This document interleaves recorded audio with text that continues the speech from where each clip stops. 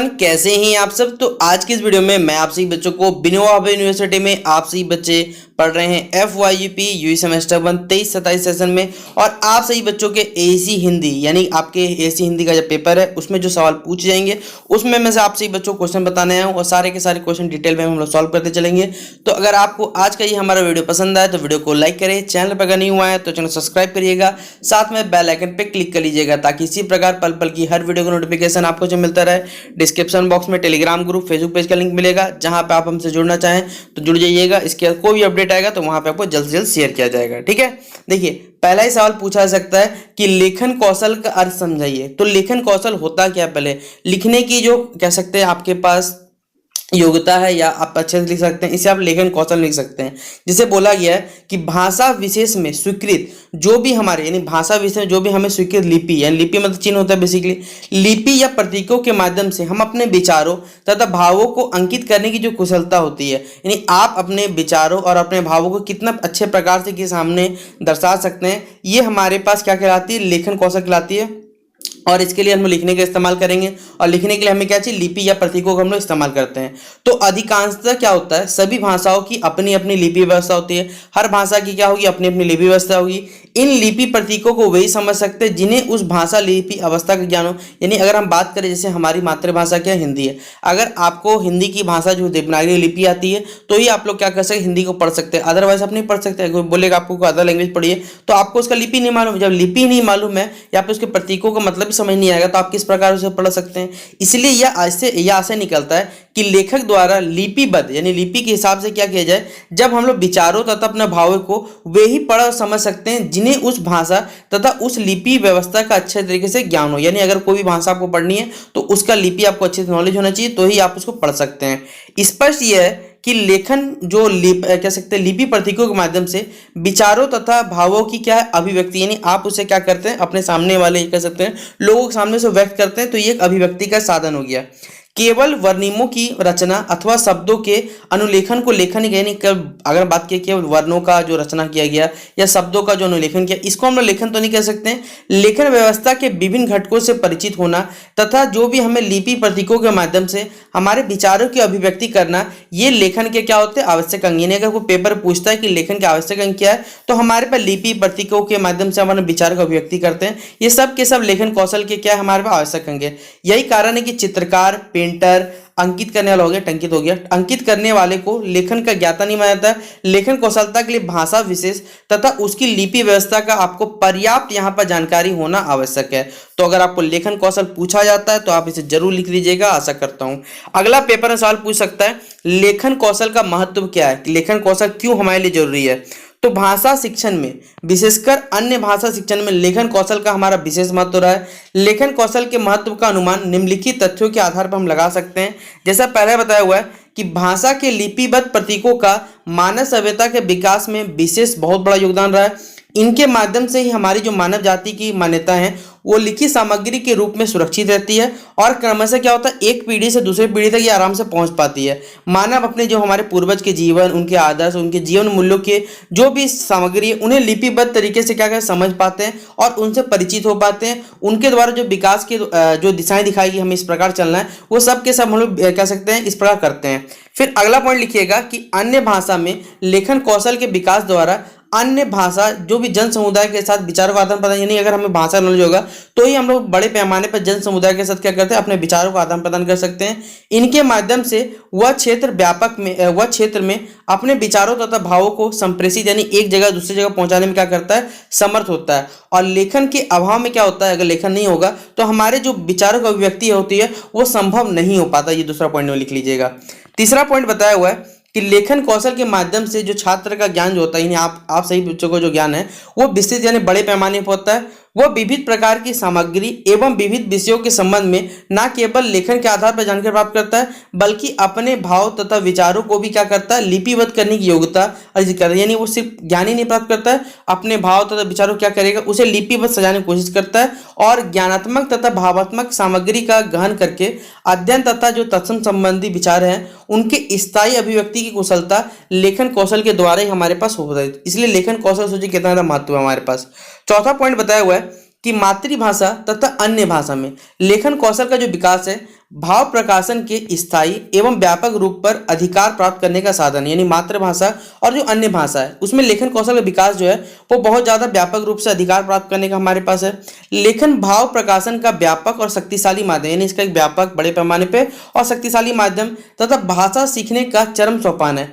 इस कुशलता के विकास द्वारा अन्य भाषा के छात्रों को अपने भाव तथा विचारों की अभिव्यक्ति का एक सबल कह सकते हैं साधन उपलब्ध होता है। इसके द्वारा देखिए जो भी छात्र छात्रा रहते हैं अपने विचार अभिव्यक्ति का एक सबल साधन में मिल पाता है। वह जीवन की जो भी अनिवार्य वस्तु यानी जो जरूरी पूर्ति के लिए तथा मनोरंजन के उद्देश्य से लेखन कौशल का उपयोग कर सकते हैं। लेखन पर अधिकार प्राप्त करने से छात्र में न केवल उसमें आत्मविश्वास जगता है बल्कि उनमें रचनात्मक कुशलता का भाव भी उत्पन्न होता है। भाषाई उपलब्धि यह चेतना आगे चल के हमें क्या करती है, ज्ञान विज्ञान की जो विभिन्न दिशाएं हैं या फिर उनमें जाने का प्रेरणा देती है। तो ये अगर आपसे पूछा जाएगा कि भाषा कौशल के महत्व बताइए तो आप लोग इसे आराम से लिखिएगा।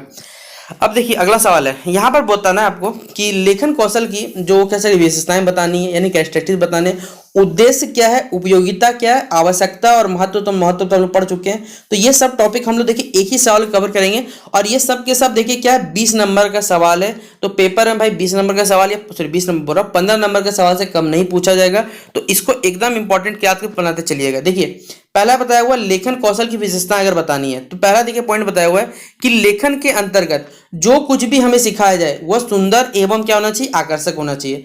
दूसरा, लेखन के सभी जो अक्षर होने चाहिए वो सुडोल एवं समानुपात नहीं होगा, समानुपात होने चाहिए हमारे पास। लिखी गई जो भी वस्तु है या विषय वस्तु है वो पठनीय यानी पढ़ने में उपयोग पढ़ने होने चाहिए, योग होने चाहिए। फिर अक्षरों का झुकाव जो होना चाहिए दाहिनी और अथवा बाईं और नहीं होता है, बिल्कुल हमें सीख जो यहाँ कह सकते हैं बिल्कुल सीखा नहीं होगा, बिल्कुल सीधा लिखा जाना चाहिए, होगा सीधा कर लीजिए, ठीक है। फिर पंक्तियां टेढ़ी ना होगा, सीधी हो और समान रूप वाले अक्षर जैसे यहाँ उदाहरण दिए गए म, य, भ, म, इन सबको हमें सुपाठ यानी पढ़ने में क्या कर आराम से पढ़ी जा सकती है। और दो शब्दों के मध्य हम लोग क्या करते हैं, दो पंक्तियों में अनुच्छेद में बीच में अंतर होना चाहिए तो ही उसे हम आराम से पढ़ सकते हैं। तो ये कुछ रही लेखन कौशल की विशेषताएं। अब अगला हमारे पास लेखन कौशल के उद्देश्य आपको बतानी है, ऑब्जेक्टिव्स क्या है। तो पहला ऑब्जेक्टिव है कि स्पष्ट एवं साफ साफ लिखने की आदत हमें विकसित करता है। ये छात्रों में सावधानी पूर्वक लिखने की जो आदत है ये विकसित करता है।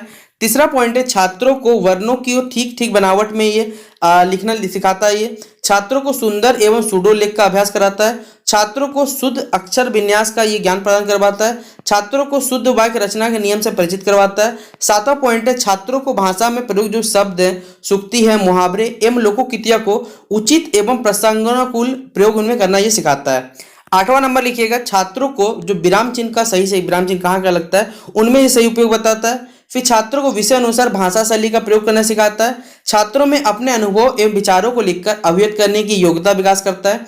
छात्रों को अपने विचारों को तार्किक एवं क्रमबद्ध रूप में ये प्रकट करना सिखाता है। छात्रों को उचित अनुच्छेदों में विचारित जो भी अनुच्छेद है उनमें विभाजित करके विचारों को अभिव्यक्त करना ये सिखाता है। फिर जो सृजनात्मक विकास होता है उसमें इसका बहुत बड़ा योगदान रहता है। छात्रों को देखिए साहित्य के प्रति यानी लिटरेचर के प्रति उनका जो रुचि रहता है उन्हें जागृत करता है और छात्रों को लिखित भाषा के माध्यम से ही लेखन कौशल का ये विकास करना सिखाता है। तो इसके टोटल मैंने आपको 15 पॉइंट बता दिए। अब इसकी देखिए आवश्यकता क्या है, हमें अपने आसपास के जीवन में जो राइटिंग स्किल्स की आवश्यकता क्यों पड़ती, क्या आवश्यकता है ये आपको बताना है। तो विचारों को देखिए सुरक्षित रखने के लिए हमें लिखित अभिव्यक्ति, अगर आपको अपने विचारों को कहीं देखिए आप बताइए आपके विचार एक जगह दूसरे जगह कैसे पहुंचे, क्या आप बोल के रखिए जिंदगी भर याद नहीं, आपको इसको लिखना पड़ेगा और इसलिए हमें अपने विचारों को सुरक्षित रखने के लिए लिखित अभिव्यक्ति की आवश्यकता पड़ती है। लिखकर हम अपने विचारों को सदियों के लिए स्थायित्व प्रदान करते हैं।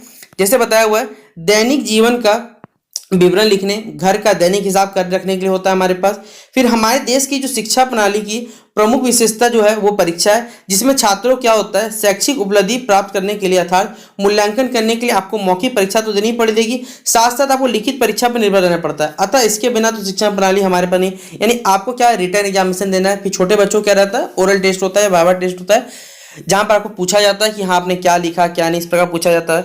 तो लिखित भाषा ही साहित्य के भंडार में वृद्धि करता है। यदि अगर लिपि नहीं होती तो साहित्य भी नहीं होता। व्यावसायिक एवं औद्योगिक क्रांति का आधार भी क्या हमारे पास है, लिखित भाषा है।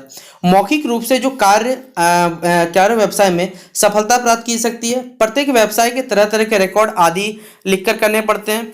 सभी जो सरकारी कार्यालयों में लिखित भाषा का प्रयोग किया जाता है। कार्यालयों तथा न्यायालयों में जो रिकॉर्ड, निर्णय, नीतियां तथा नियम लिखित भाषा में होते हैं। फिर आधुनिक युग में ज्ञान का ये आदान प्रदान चला आ रहा है। महाविद्यालय में पाठ्यक्रम की जो पुस्तकें होती हैं वो भी लिखित भाषा में हमारे पास होती है। फिर अगला पॉइंट है, जीवन के ऐसे बहुत से क्षेत्र हैं जहां पर हमारे पास मात्र मौखिक अभिव्यक्ति में काम नहीं चलता है, बल्कि बहुत क्षेत्रों में आपको लिख के काम करना पड़ेगा। भाषा के दो रूप जैसे हम लोग जानते हैं, लिखित और मौखिक, अतः भाषा पर अधिकार की दृष्टि से दोनों रूप की शिक्षा अनिवार्य है। लेखन भाषा से ही या लिखित भाषा से ही साहित्यिक ज्ञान के भंडार में हमारे पर वृद्धि होती है। लेखन कौशल नहीं होता तो नए साहित्य एवं नई रचनाओं का होना भी संभव नहीं हो पाता है। तो ये इसके कुछ हमने आपको महत्व बता दिए, क्या महत्व है इसका। अगला देखिए इसका यूटिलिटी, यानी कि लेखन कौशल की उपयोगिता क्यों है या किस प्रकार हमारे पास ये उपयोगी होता है, ये बताया हुआ है। तो उपयोगिता की दृष्टि से मानव अपने अनुभव और कल्पना शक्ति के भंडार को लिखित अभिव्यक्ति द्वारा चिरकाल से संचारित कर, यानी कह सकते बहुत समय से संचारित करते चला रहा है, तथा संचारित लेखों के द्वारा विभिन्न अनुभवों से लाभ उठा रहा है। आज अगर हम अपने महाकाव्य देखें, नाटक देखें, कहानी देखें, महापुरुषों की जो उपदेशात्मक जो बातें हैं उनको लेख के द्वारा, यानी उनके द्वारा जो लिखी गई बातें उनके द्वारा लाभ उठा रहे हैं। तो साहित्य के अनुभव में मनुष्य का जो जीवन है वो पशुवत यानी पशु की भांति हो जाता है, और वो इस दिन में खाता है फिर सो जाता है। इसलिए देखिए लेखन जो अभिव्यक्ति है उसके 4 बिंदु है। उसमें पहले सुस्पष्टता है, शुद्धता है, क्रमबद्धता है, फिर सुसंबद्धता है हमारे पास, यानी 4 पॉइंट में से बांटा गया है। अगला पॉइंट बताया हुआ है कि लेखन कौशल को विकास करने वाले कुछ यहाँ पर गुण बताए गए जिनके द्वारा इनकी उपयोगिता जो है और भी बढ़ जाती है। ये पॉइंट देखिए 2 बार रिपीट हो गया है। पहला है सुलेख में क्या करना चाहिए, को लिखने में यानी अच्छे से गति पूर्वक शुद्ध वर्तन यानी सही से लिखना चाहिए, तथा उचित विराम चिन्हों का आपको यहाँ प्रयोग करने वो लिखना चाहिए। फिर सरल कहानी, जो भी घटनाएं, दृश्य आदि को आपको लिखित वर्णन करना चाहिए। फिर कल्पना के आधार पर कहानी, संवाद या कविता लिखनी चाहिए। फिर विशिष्ट शब्दों, मुहावरे, लोकोक्तियों के द्वारा लिखित भाषा को यहाँ प्रभावशाली बनाना चाहिए। फिर विभिन्न विषयों पर आपको लघु निबंध लिखने का आदत होना चाहिए। विराम चिन्हों का यथोचित आपको प्रयोग करना आना चाहिए।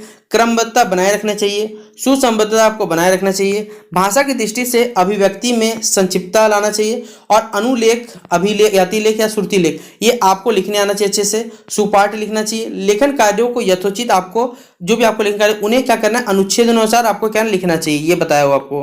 अगला सवाल है देखिए, लेखन कौशल कितने प्रकार का होता है, वर्णन करिए, यानी how many types of writing skills. तो ये बहुत प्रकार से हो सकता है। पहला है हमारे पास कहानियां। तो कहानियां मानव सभ्यता के आदिकाल से मनोरंजन और आनंद का साधन रही है।